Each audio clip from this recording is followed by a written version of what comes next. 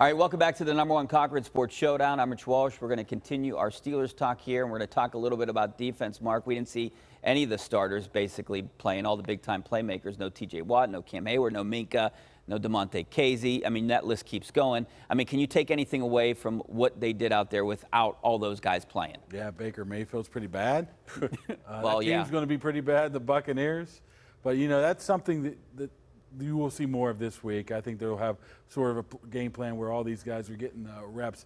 But we need to see these guys together. We need to see these guys working together, if it's Hayward, Ogunjobi, whoever it is, because right now, I mean, we did the little check mark off the offense. They looking good. Defense should be looking good, but there's a lot of moving parts there, man, that were different from last year. You're putting this guy here, this guy here. Well, you saw Holcomb play a lot of the game, and that's probably been I thought Quan Alexander is my takeaway from the entire game on defense. I know Kaboly's not all over this. I just say I don't know where he's fitting in at right now. Right next to Cole Holcomb. No. Mark, do you want to know what I actually liked about him? And this is so rudimentary, but I don't care, given what we suffered through with the Devin Bush experience post-rookie year. He was running around hitting people, like quickly, to the ball, with authority, driving through guys. No hesitation. Steelers fans are going to love him. Listen, I'm not going to make him out to be Levante David, for example, or Fred Warner, who you're going to see as the gold standard in the entire league at that position in week one. But, like, it is nice to have somebody who was out there running around, limiting plays. And he doesn't have to be an all-pro. He doesn't even have to be a Pro Bowler, which he has been before. He doesn't have to be that. He just has to be better than Miles Jack and Devin Bush and Robert. Well, there's a reason he's here, right? I mean, there's a reason he's here. They obviously weren't too happy with what they have so far. Yeah, Mark Robinson's a guy that's taken a little bit more time to develop than they probably anticipated. But, I mean, Quan Alexander looks like finally that hybrid linebacker, that dime guy. But how much do you play him? That's the question. I mean, I'm a big Landon Roberts fan. I think it'll depend on who you're playing, though. Against the Bengals, you'll probably see him out there a lot. Ravens, Browns, it's going to be the Landon Roberts show. You got the Landon Roberts and get some of those power teams because he's going to knock your head off. I mean, there's definitely a role there, and Terrell Austin's going to have to find a place for all these guys because there's about 15 They got a lot of safeties and a lot of linebackers. Nick Herbig, speaking of linebackers, edge rushers. Yeah. I liked how quick he looked, man. Like, I'm starting to allow myself to get a little optimistic that they might have had another find there.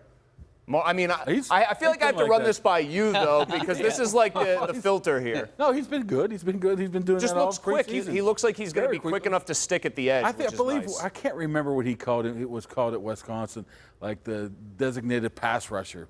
That's all he did was come in and rush the passer like maybe they just called it the designated pass rusher. No, I just don't think call him the house. He played the house of pain position. If you put him out there for an extended period of time, aren't offensive going to run that way? But again, he doesn't have to be out there. He needs to play, 8 to 10 defensive snaps a game max? In the perfect world. Yeah. I mean, and he can be your special team star, too.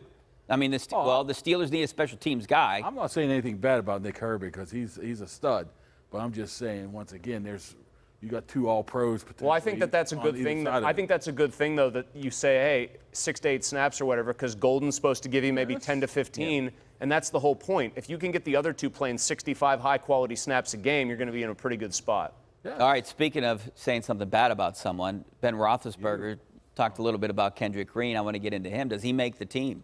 Ben, I don't think so. No, Kendrick Green. I mean, I know we talked to him last week before the game. He's practicing at center, also in the tight end room, playing a little bit of fullback. Would he start at center for an XFL team or a USFL team? No. Before everybody laughs and says that's disrespectful, would he start for every team in those 2 minor? Every team? Yeah. No. I don't even know if he would start for half of them. I think listen. Does he make the team, though? The only way he would is if they made him the H-back. But they already have that. I know. It seems to be the one thing he's good at. On this roster. I think he has to play offensive line to even have any shot at this. Then he doesn't, because he's not good enough. Nate Herbig hurt his shoulder today, so, I mean, keep an eye on that. You do need a backup center, and I don't know if I want Spencer Anderson thrown in there right away. So, can he hit the quarterback with the snap? Yeah. I mean, then you're right, but the bottom line is no matter what Kendrick Green does, he has to win a backup guard / swing / center position. He didn't get a hat last year. What's going to make him any better than this year? He got dog walked. He's a luxury. He got dog walked by second and third teamers again, like in this game. Like, I wanted to believe he wasn't holding on that play that got called back. They show the replay. He is holding for dear life. But the crazy thing is he's pretty doggone good at fullback. Well, that's Come on, Mark. No, I agree. Come on. But I agree with Can Mark. we stop I'm that? not saying keep him. I'm just saying he's better fullback than he When is do they center. use the fullback? Well, that's a very you've set the bar down here when you say it that way, Mark. But here's the problem: he's undersized to actually play interior line. He's very quick and athletic. It does stand to reason that about a 295 guy running in space is going to be able to plant linebackers. That isn't what they drafted him to do. You just channeled your best Matt Canada. Guys, hear me out. I'm not wearing a about silly Ben hat. All All right, we got to take a break. We're going to switch subjects coming up Walshy's next. buddy. We're going into Pitt and the ACC. What's that conference going to do? That's coming up next. Stay right there.